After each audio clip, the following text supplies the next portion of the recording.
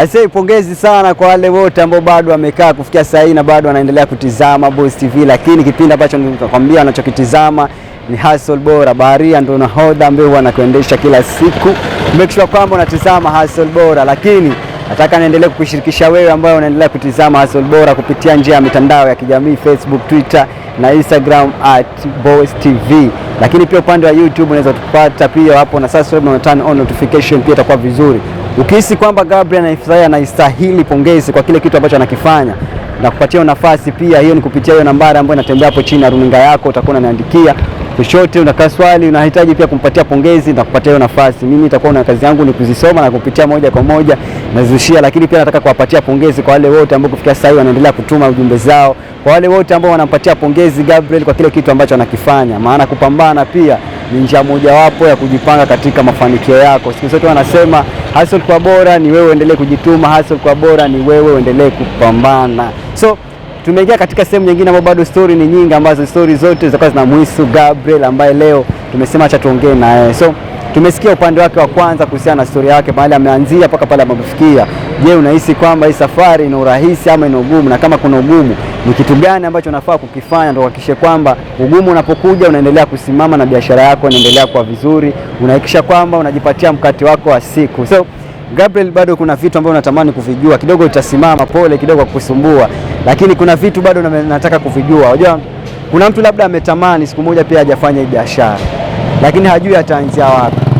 Wewe unaweza mshauri nini? Ushauri, ukitaka kuanza hii biashara ni vizuri utafutane na ule mtu amezoea soko kulingana na zile challenges nilipitia. Unaenda sokoni, unapata umenunua mzigo, umegongwa kibei, umeuzwa bei ghali. Ukikuja kufanya hata ile faida hutapata chochote, kuregesha ile pesa ya sokoni pia unakosa. Kwa hivyo ni vizuri kutafuta mtu mwenye amejuana na soko, mtu mwenye amejua soko, akuguide vizuri, ndo ukifanya ile biashara usikufe moyo kabisa mpaka usiwahi hata fikiria kufanya biashara tena. Hizi katika ule ugumu wa hii biashara, nataka unieleze kidogo changamoto ambazo unapitia, kwa sababu naamini kwamba changamoto ni vitu ambavyo hivyo katika biashara, ambao mahali popote ambapo unatafuta riski ni kati ya vile vitu ambavyo utakuwa kwanza kukutana navyo, lakini naamini kwamba katika zile changamoto ni njia mojawapo ya kutuweka imara. Mimi nataka Gabriel nitajie zile changamoto ambazo unazipitia wewe kama mfanyabiashara wa viazi tamu. Changamoto gani unapitana nazo? Biashara zile changamoto nyingi napatana nazo. Unapata umenunua ile mzigo yako, labda umenunua ya bei ghali, unakuja unapata mtu mwingine labda alienda akauzua bei rahisi, unapata pale na labda hata mnauzia mahali pamoja, unapata anakutatiza kweli, yeye anauza rahisi, wewe unauza ghali, unapata hata ule mzigo wako umelala pale pale. Haya, saa zingine cha pili, unaenda sokoni unanunua ule mzigo, labda tuseme sasa wewe ulikuwa hujui lolote, umenunua umeuzua ghali, unakosa kupata hata faida yoyote. Changamoto ndio hizo pia. Na pia cha tatu, unapata labda mahali unauzia watu hawajui unauza nini, hawajui utaanza vipi. Hizo ni changamoto pia.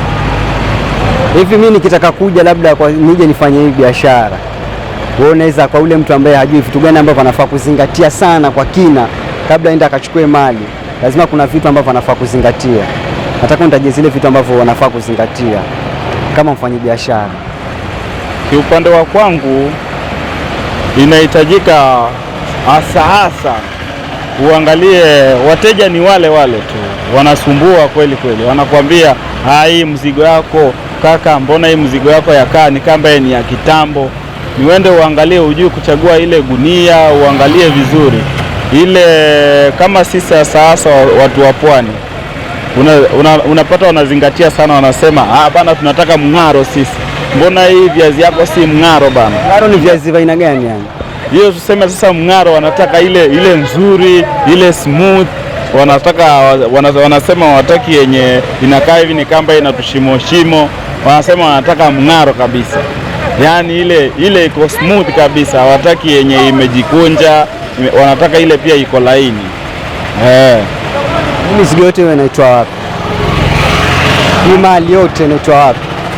Hii mali yote sisi tunatoa sokoni, kwa sababu ukisema utapigia mkulima ile mzigo, ukiingoja waweza letoa mzigo ililala kutoka kitambo na pesa ushatuma tayari.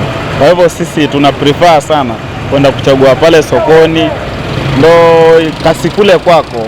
Nikisema kasikule kwako, usiseme ule mzigo umeupata na labda ulikuwa umetoa pesa nyingi, si unaona? Sasa kibiashara hapo utakuwa umechoma biashara. Umezungumzia issue ya kupata mzigo mbovu. Unapozungumzia mzigo mbovu, ni mzigo wa aina gani? Na nikisema mzigo mbovu, nasema waweza pata ile gunia ya viazi ilichimbwa, tuseme kutoka sasa kwa mchanga, ilichimbwa kutoka kama last week, na wewe ule mkulima hata kwambia viazi yake alichimba last week. Ukiipata pale kwa gunia, utapata viazi tamu huwa zinaoza, unapata nyingi zimeoza, zingine zimebadilisha rangi. Ukikuja kuibwaga tayari imeoza, utatupa nyingi kuliko hata ile utauza. Shetokea labda umeenda kuchukua mzigo, lakini baadaye kuja kaangalia hivi labda mzigo umeharibika. Shakutokea? Shanitokea mara kadhaa. Unapata hata juu umewekewa viazi nzuri na huko chini, kwa sababu haujafikia huko, unapata imeoza bwana. Ama unapata pia juu umewekewa viazi kubwa kubwa vizuri, ndani unapata unawekewa tule tudogo kabisa, mpaka tunakukoroga hata utauza vipi, utaanzia wapi, utamalizia wapi. So ukipata mzigo kama ule ambao sasa ndio venye umenielezea, wewe unafanyaje? Huu mzigo inabidi upambane nao hivyo hivyo, kwa sababu ushautoa kwa soko na kuregesha pale sokoni pia ni ngumu. Ule mwenye huu mzigo alikuuzia, yeye anajua ashamalizana na alikupa mzigo mzuri, kwa hivyo hakuna vyovyote vile unaweza mregeshea. Najua sasa kuna upungufu kidogo wa kazi, vijana wengi labda hawana kazi. Unaona, ishatokea labda katika ule kukosa kazi, kuna kijana labda alisema acha mimi niamue labda siku moja nije niulizie kazi. Hivi kuna watu ambao washaikuja kuulizia kazi hapo? Iko watu wengi, hata wengine bado tuko nao, nishawaingiza mimi, wengine wametoroka kutokana na ugumu wa hii kazi, kwa sababu pia yataka moyo na kujitolea kabisa. Kwa hivyo kuna watu pia washaikuja na wakatoroka, wakashindwa na kazi kabisa, wakatoroka tena, wakasema labda mtu zile vitu ulimwambia, baadhi ya zile vitu ulimwambia hakuzingatia, na hivyo hivyo ikatokea tu ikamshinda hivyo. Mimi nikitaka kuja nijoin na wewe hii kazi, kuna vile vitu ambavyo umesema labda masharti yako labda pengine labda hakuzingatia. Wewe unaangalia nini na nini kitambo uchukue mtu au mnasaidiana kwa hii kazi? Hii kitu ya kwanza, usitake kufurahisha makastoma. Ati wakija wewe unataka kujifanya wewe mzuri, kuuza mali yako kulingana na vile unafaa kuiuza ama vile umepanga kuiuza. Ukiuza rahisi, vyovyote vile kazi itakuendea mbaya. Kwa sababu gani? Ukisema utafurahisha customer, itabidi umwekee nyingi, wewe utachoma kazi yako. Kwa hivyo vile umeamua kuuza mzigo wako, uza hivyo hivyo mpaka, pambana nao hivyo hivyo mpaka umalize. Customer inasemekana huwa ni watata sana wakija katika kwenye upande wa kununuzi. Hivi ni tabia gani kwa customer ambayo inakuudhi sana? Customer anaweza kukuja upate una viazi nzuri kweli kweli, lakini yeye upate tu ana sababu zake. Wengine kama ni ile kumuongezea kimoja, yeye anataka umuongezee kama 3 hivi ama 4. Hivyo ndo nasema ukitaka kumfurahisha customer utachoma kazi yako, na hivyo hivyo utaenda up na kunini kazi yako. Katika ule muda ambao umefanya biashara, kuna watu kufikia sasa hii, wewe unajua hata kukiwaje lazima wapelekee mzigo. Nina baadhi ya makastoma wangu wananipa oda za kila siku, nao ni lazima niwe nazo. Nikizikosa hata kununua mahali pengine ni shida. Kwa sababu gani? Ule uaminifu na ule kuzoeana, umejenga ule urafiki kabisa na wao. Na wale wenye tabia kuja kukopa alafu anasepa, anakuja anakukopa alafu akienda anaenda kabisa.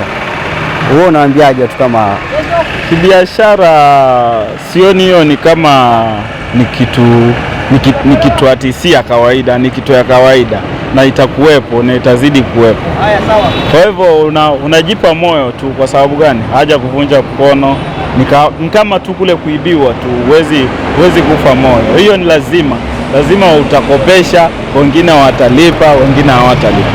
Umetokea mtu umemkopesha alafu labda pengine kwa ule muda ambao ameweka, labda tuseme nimesema kesho kutwa ama kesho nitakuwa nakulipa, lakini imetokea ule muda umefika, lakini sija kulipa pesa yako na sija kupatia maelezo kwa nini sija kulipa, alafu unaingia kwenye barabara hivi papo unapatana na yeye, kitu cha kwanza unaweza kufanya nini? Mimi kivyangu, mimi ni mgumu kudai mtu pesa. Kwa sababu gani?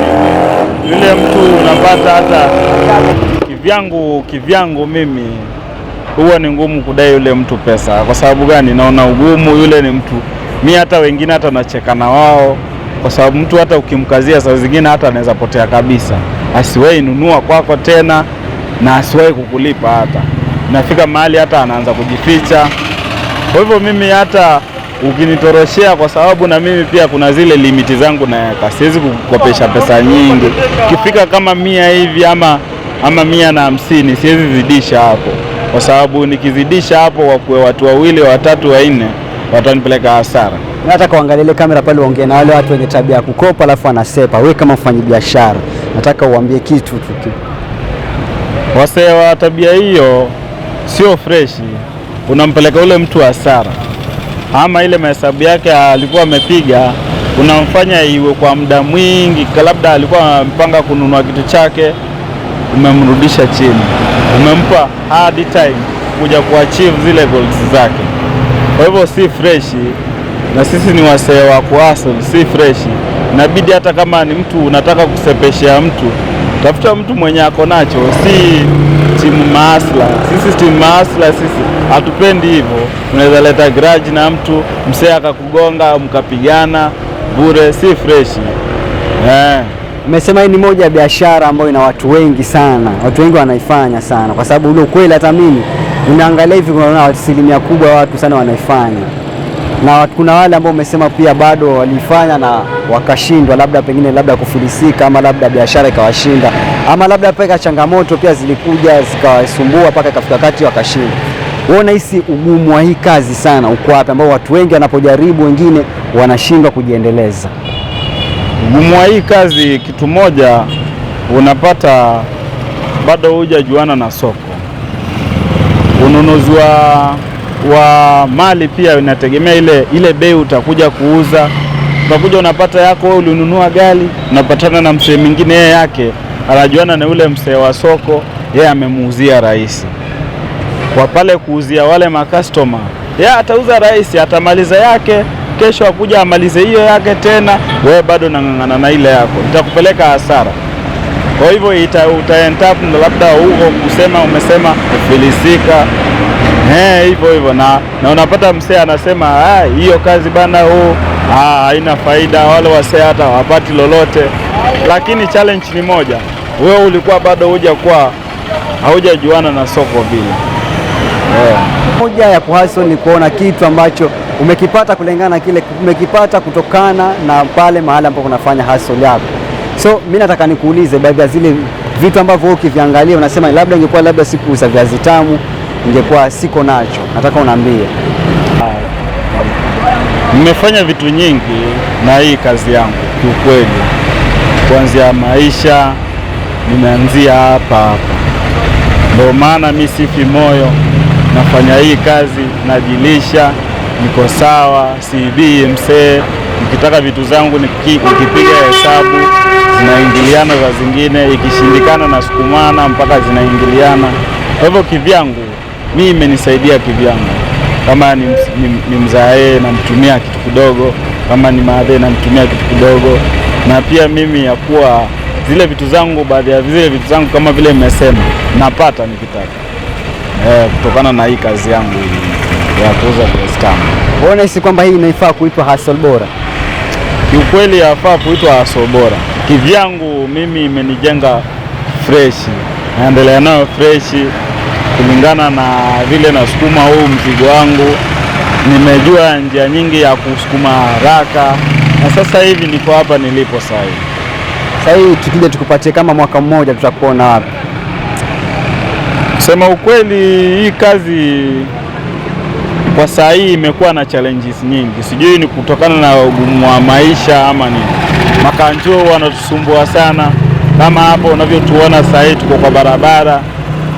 Hata mahali tulikuwa tunauzia tulifukuzwa, palikuwa mahali pazuri, tulikuwa hata unaweza uza hii gunia kwa siku moja, sasa hii unaiuza kwa siku 3. Mwanzo ulikuwa unauzia wapi mwanzo? Mwanzo tulikuwa tunauzia ile side nyingine kwa wale wanapojua ile side ya kwenda Miritini. Saa hii tuko huku kwa barabara, hakuna watu, makastoma hawaja tuzoea tukiwa huku. Kwa hivyo kazi imekuwa ngumu kweli.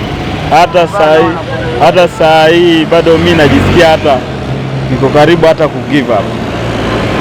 Kazi yako inafaa sana wewe unajitayarisha mapema ndio kupiga stori yako. Wewe unaamka saa ngapi?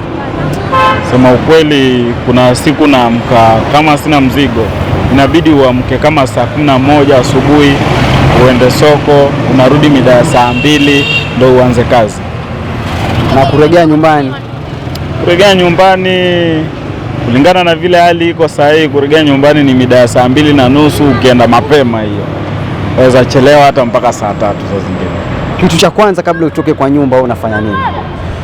Kitu cha kwanza kama kawaida vile nimezoea, naamka, napika chai, napiga mswaki, alafu mimi najitoa. Tuseme kama sasa hii tumefika kwa sasa hii, kufikia sasa umeuza tuseme kufikia muda huu umeuza pesa ngapi? Muda kwa leo nimefungua kuchelewa kusema ukweli. Nimefungua mida ya saa 8. Kwa sasa hii tuseme nimeuza tu kama 300 hivi. Lakini ni vile tu sikuwa na mzigo mwingi. Najua nikipambana tausukuma uishe. Sina wasiwasi. Tofauti ama uzuri wa yule mtu ananunua viazi tamu kutoka sokoni na yule mtu ananunua viazi tamu kutoka shambani direct, tofauti iko wapi? Hapo ukisema kununua shambani na sisi tunanunua sokoni. Wale wananunua shambani wajua ni wale sasa wanatuletea sisi. Wananunua rahisi, wanakuja wanapandisha kidogo. Sasa wewe ungekuwa unanunua shambani ingekuwa ni rahisi kweli. Kwa sababu hujui alinunua pesa ngapi ndio akakuja kukuuzia hiyo pesa yako.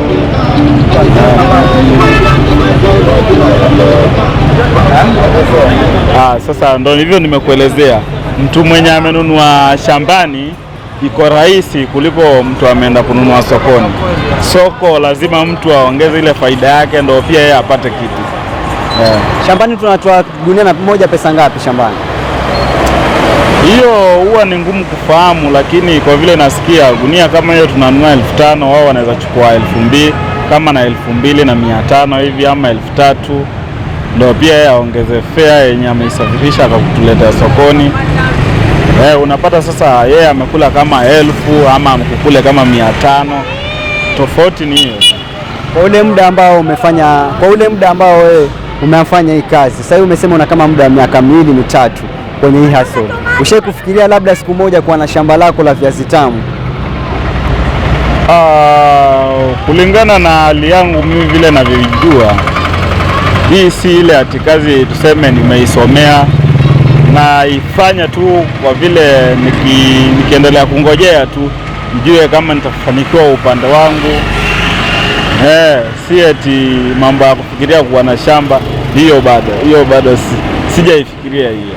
Ndoto zako kubwa ulikuwa shule ilikuwa ni gani? Mimi nimefanya vitu nyingi. Nimefanya engineering, nimefanya welding, nimefanya mambo ya plumbing.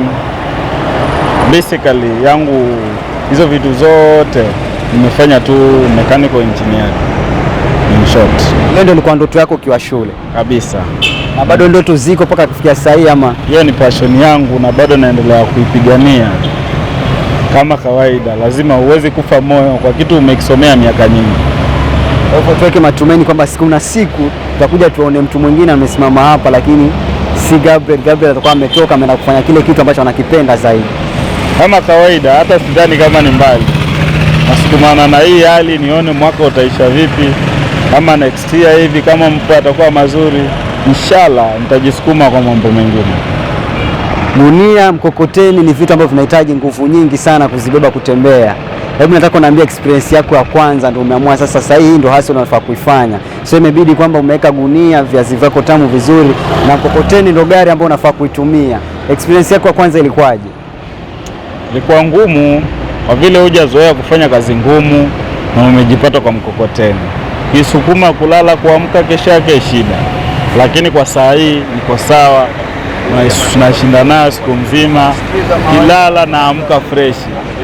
naingia kazi yangu fresh, nikioga asubuhi naingia kazi yangu fresh. Kitu gani siku ya kwanza ulishindwa kufanya baada ya kufanya hii kazi? Hii kazi kitu ya kwanza challenge yenye ilinipa, niliamka kuchelewa. Soko nikaenda kuchelewa. Lakini hivyo kesho yake nikang'ang'ana nikaamuka. Kesho yake pia nikang'ang'ana nikaamuka. Sasa hii niko fit kabisa.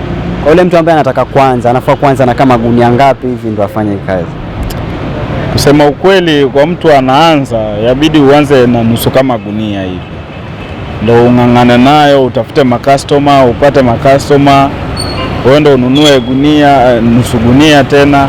Hiyo wiki ung'ang'ane kama mwezi mzima hivi ukichukua nusu gunia.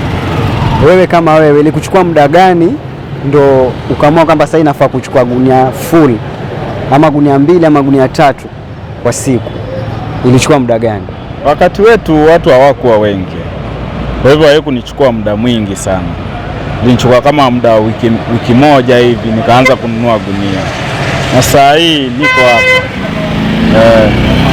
Nichukua wiki tu kaanza kuchukua gunia na tukakuwa tunaiuza hata hiyo siku inaisha, lakini saa hii haiishi. Corona ni baadhi ya vitu ambavyo vilikuja vikatoa watu timing kidogo upande wa biashara, na si wafanyi biashara tu peke yake, mpaka akapatika upande wa kazi zingine pia ilikuwa inaleta shida. Kwa upande wako Corona ilikuumiza kivipi? Kwa upande wangu mimi Corona haikuniumiza vile, ndio maana nilijiingiza huko, kwa sababu hii ni baadhi ya vitu, zile vitu watu lazima mtu akule. Hiyo time ikakuwa lazima mkule kama viazi tamu, muogo, lazima ukule. Tena watu walikuwa wanataka wapate ile nguvu, immune ikuwe strong. Kwa hivyo sisi tulikuwa fiti, tulikuwa tunauza hata siku moja inaisha, tunapiga sisi, tulikuwa tunafurahia kabisa. Kwanza hata hiyo kafyu vile ilikuwa saa 1, ilikuwa fiti kabisa. Watu walikuwa wanachangamkia mapema, unamaliza mzigo mapema, unaenda kulala. Kwa hivyo kiupande wako tunapozungumzia Corona tunazungumzia kitu ambacho hakikuumiza kiupande mmoja ama mwingine? Tuseme tu ule upande ilini affect ni vile tu nilitoka kazi nikajipata kwa kazi nyingine, lakini nashukuru Mungu kwa vile nilitoka kazi na nikapata kazi, na ile kazi haikuniumiza, nilipambana nayo na nikafanikiwa. Kwa nini niache kununua viazi kwa mtu mwingine nije kwako? Kitu gani special ambacho unakuanga nacho ambacho labda yule mama pale kando hana, yule kaka pale kando hana? Kivyangu mimi kama vile nimekueleza, ukijua soko unajua kuchagua mzigo, unajua ule jamaa na mzigo mzuri. Kwa hivyo unapata viazi yangu bado iko fresh, bado tuseme tu bado iko fresh, kwa sababu unaenda sokoni mara kwa mara, sikai wiki ndo niende ingine. Kwa hivyo unapata mzigo wangu uko fresh kabisa. Una kauli inasema kwamba ukitaka kufanikiwa usitake kusifiwa. Unapotaka kufanikiwa mahali popote ambapo unataka kufanikiwa usitake kusifiwa. Hii ni ukweli upande wa biashara yako?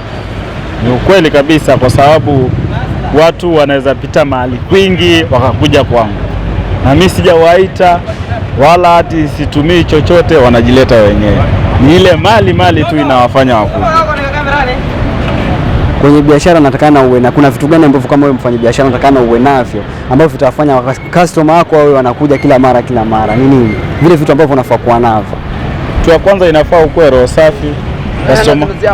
Customer wako akikuzoea, anajua ule jamaa haongei vibaya, ule jamaa anajua kuongea na makastoma, ule jamaa anajua kuserve makastoma. Kwa hivyo customer hata akikuja siku ya kwanza atatamani tena kurudi siku ya pili, siku ya tatu tena. Itaendapo upate ashakuwa customer wako kabisa, na hata waienda mahali pengine. Ukiwa hauko atakuulizia, na hata anaweza kosa kununua kwa mtu mwingine, kwa vile mmezoeana, vile umemzoesha yeye, huwa anafurahia services zako. Lugha pia inaweza kuwa chanzo cha mtu kufilisika katika biashara. Lugha inaweza kuwa chanzo cha mtu pia kufilisika kwenye biashara kabisa, kwa sababu pia hiyo ni kitu moja ina attract customer sana. Ukiongelesha customer vibaya, labda amekuuliza kitu kimekukera na mjibu vibaya, vyovyote vile kesho hatarudi, vyovyote vile hatarudi, na hata tamani hata kurudi tena. Kwa hivyo lugha ni muhimu sana, ujue kuwa mpole, ujue pia kuwaita wale makastoma, unakuwa na ile lugha umewa-attract pia na ule mdomo wako, kwa sababu ulimi lazima uutumie kuchallenge ule mtu kununua mali yako.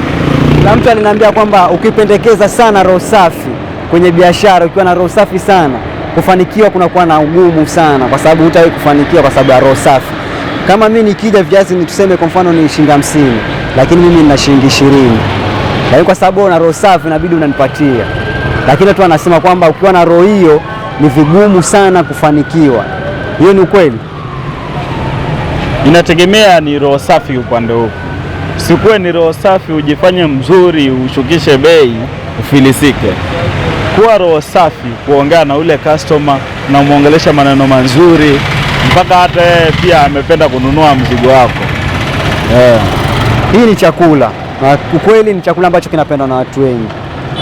Na kuna katika upande wa chakula kuna ile mtu labda kuna siku atakuja atanunua akafurahia, lakini kuna ile siku labda atanunua asipende. Ishe kutokea labda siku moja katika yule upande mtu amekuja kununua, lakini baadaye kuja akaja kwambia viazi vyako havikuwa vitamu, havikuwa vizuri kama vile ulikuwa unatarajia. Ishe kutokea.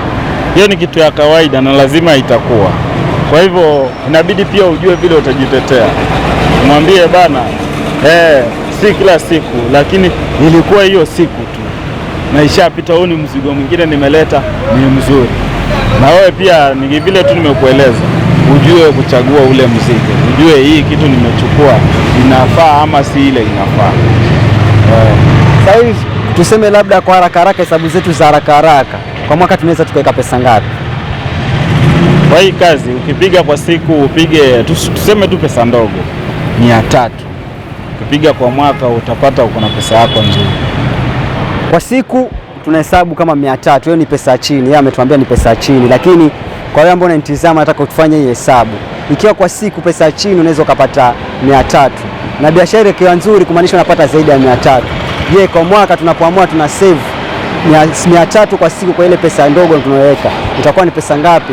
Hizo na kuachia wewe hiyo hesabu nipigie, alafu utakuwa unaniambia nilikuwa ni pesa ngapi. Na kama ni pesa nzuri, kwa nini usiamue kufanya kazi kama hii? Kwa nini usiamue wewe kijana ambaye uko hapo nyumbani umekaa ukaamua ukajitolea ukafanya hii hustle? Kwa sababu mimi kwa hesabu zangu za haraka haraka nahisi kwamba hii ndio hustle ambayo inafaa mtu aifanye. Hii ndio kitu ambacho ukiwa labda pengine unafikiria labda wanseme kuandikwa kazi na labda nafasi haije kutokea, hii ni kitu ambacho unaweza kukifanya na ukajipatia pesa nzuri, ukajipatia mtaji mzuri, ukaweza kujiendelezea katika maisha kwa njia moja ama nyingine. Kama kawaida siku zote nakwambia Hustle Bora ndio kipindi ambacho kinakufundisha, kinakujenga, lakini pia kinakufundisha. Mimi siku zote unaniita Kaka Isa, lakini ukiniita Baharia Mpambanaji itakuwa fresh. Katika eneo letu la upambanaji leo tulikuwa tunazungumzia hustle ya viazi tamu, lakini kufikia sasa hivi najua kama umekuwa ukitazama tokea mwanzo hadi tamati umeenda kuenjoy zile story, lakini si kuenjoy tu zile story. Najua ni story ambazo pia zimekujenga na zimekufundisha, na pia so nataka tukifunge, lakini kawaida yangu tunakifunga na style yake. Tukitoka hapa pia tunatoka na style yake. So kuna wale vijana mtu anafikiria labda mimi kuandikwa kazi ndio kitu ambacho naweza kufanya, ama siwezi mtu mimi kufanya kazi kama hizi, ama labda pengine angojea andikwe kazi ndio afanye kazi. Mimi nataka uangalie kamera, ongea na wale mayouth pale nje, wale mavijana ambao wamekaa wanasubiria kupata kazi. Unaweza washauri nini? Sema ukweli, ukisema mambo ya mavijana wasitegemee sana kuajiriwa. Hakuna mtu alijua kama COVID itakuwa. Kakuja ikapiga wengi wakajipata kwa biashara. Kwa hivyo wewe ni msee, jitolee, ingia hustle, chochote umepata ridhika nacho, pigana kivyovyote vile, ukue unaweza pata, haujaingia kwa biashara mbaya, ukajipata umekuwa mwizi. Kwa hivyo ni fresh pa. Ukipata 200 sawa, ukipata 100 sawa, ni asu nzuri pia. Mimi nikitaka hivi viazi uniletee, labda pengine unaweza kunitafuta, nitakutafuta vipi nikitaka hivi viazi vyako? Hivi viazi mimi ukinipata hapa ndo maeneo yangu. Nataka uambie hapa ni wapi na unapatikana vipi, mtu akikuhitaji atakupata kwa njia gani kiurahisi zaidi? Hapa ni Changamwe. Ukiangalia upande kuna flyover, sisi tuko hapa chini hapa. Hapa ukitaka Changamwe viazi tamu utapata kwa flyover. In short. Hapa ikifika mida wa biashara ni nyingi na watu ni wengi pia.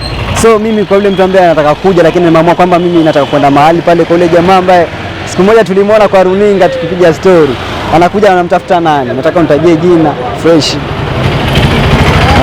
Kiufupi mimi ukinitafuta hiyo Gabu utanipata, wasee wengi wananijua hivyo. Ukuulizia Gabu, ule msee anauza viazi tamu, utaletwa tu direct kwake.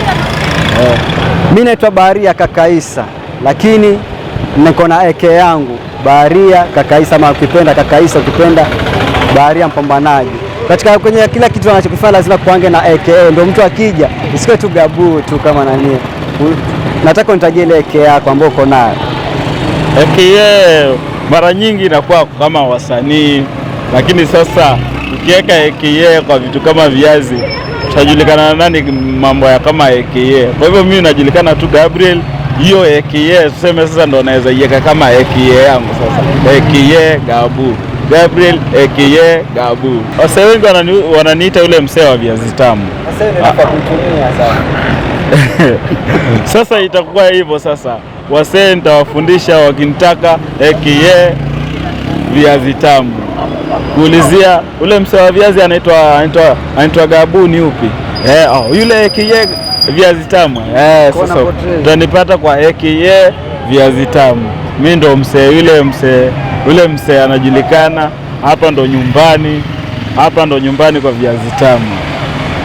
Nafikiri kufikia sasa amekuelezea, ukitaka kumpata, ukitaka kula viazi vyake unampata wapi, maeneo gani, lakini hiyo AKA lazima itumike kuhakikisha kwamba unapokuja hapa usichanganywe na mtu mwingine labda akakwambia huu akona AKA yake ambayo ashakuelezea. So kufikia sasa nataka nijitoe kwa uzuri, kwa pole, lakini nikuache wewe ambaye unaendelea kutizama Hustle Bora, uendelee kutizama Boss TV. Kumbuka hili kwa Hustle Bora kawaida naitwa Kakaisa, sijabadilisha, lakini AKA yangu pia mimi ukiniita Baharia Mpambanaji itakuwa fresh. Nasema shukrani sana kwa wale wote ambao wamechukua muda wao na kukaa kitako na kumake sure kwamba Boss TV ndo channel ambao wanaitizama, lakini Hustle Bora ndo kipindi ambacho wamekitizama. So ni wakati wangu nijitoe kama nilivyokuambia, lakini kabla nijitoe nataka nikukumbushe wewe ambaye unanitizama, hii ni kupitia njia ya SMS ama kwa njia ya mitandao ya kijamii. Tuweza tukaendelea kuongea kwa njia ya mitandao @Boss TV ama ukipenda @Kakaisa. Mahali popote unaweza ukanitafuta ukaniambia ukihisi kwamba labda siku moja pia nitokee katika mtaa wako tuje tuongee, itakuwa vizuri. Ukinaandikia pia kwa hiyo nambari ambayo iko hapo chini na runinga yako, ukiniambia mimi itakuwa moja kwa moja na kuja tunaongea mambo mawili matatu kuhusiana na kile kitu ambacho nakifanya. So wakati wangu nikijitoa, nataka nikuache ukiendelea kutizama Boss TV kama kawaida. So tupatane tena siku nyingine majaliwa yake Maulana, tuendelee kutizama Hustle Bora, tuendelee kutizama Boss TV. Bye bye.